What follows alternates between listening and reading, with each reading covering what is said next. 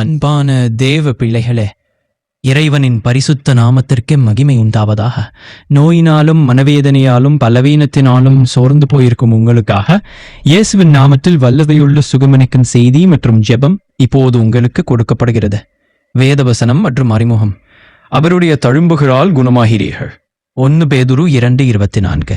அன்பானவர்களே, என்று நீங்கள் எத்தகைய வியாதியோடு, வலியோடு அல்லது மனப்பாரத்தோடு இருந்தாலும் ஒன்று நினைவில் கொள்ளுங்கள்.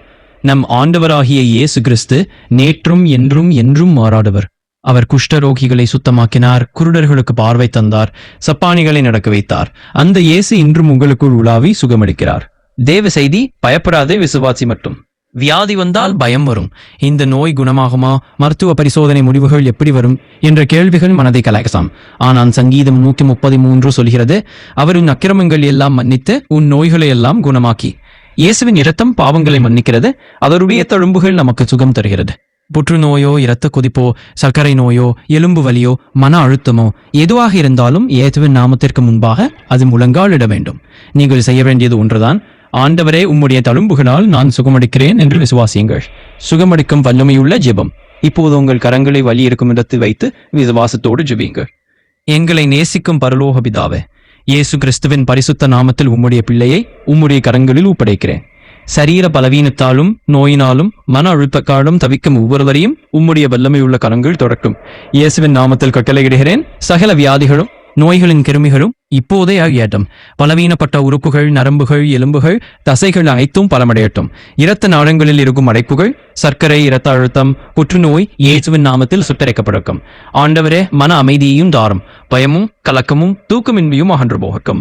நான் உனக்கு ஆரோக்கிய வரப்பண்ணி உன் காயங்களை குணமாக்குவேன் என்ற வாக்குத்தத்தத்தின்படி இப்போதே தெய்வீக சுகமும் விடுதலையும் உண்டாவதாக. உம்முடைய தழும்புகளால் சுகம் கிடைத்ததற்காக உமக்கு நன்றி செலுத்துகிறோம். மீட்பெரும் இரட்சகருமாகிய இயேசுவின் நாமத்தில் ஜெபிக்கிறோம். ஆமென், ஆமென். விசுவாச அறிக்கை. இப்போது உறுதியாக சொல்லுங்க: இயேசுவின் தழும்புகளால் நான் சுகமானேன். என் சரீரம் பரிசுத்த ஆவியானவர் வாழும் ஆலயம். வியாதியும் பலவீனமும் என்னை ஆள முடியாது. இயேசுவின் நாமம் என்னை ஆளுகிறது.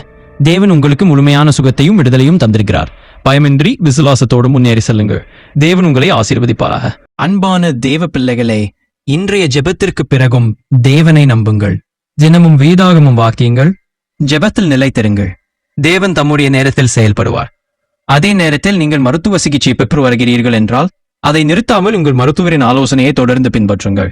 தேவன் பல நேரங்களில் மருத்துவர்களையும் சிகிச்சைகளையும் நன்மைக்கான கருவிகளாக பயன்படுத்துகிறார். கர்த்தர் உங்களை ஆசீர்வதித்து சரீர சுகம், மன அமைதி மற்றும் விசுவாசத்தில் நிலைத்திருக்கும் கிருபை அருளுவாராக.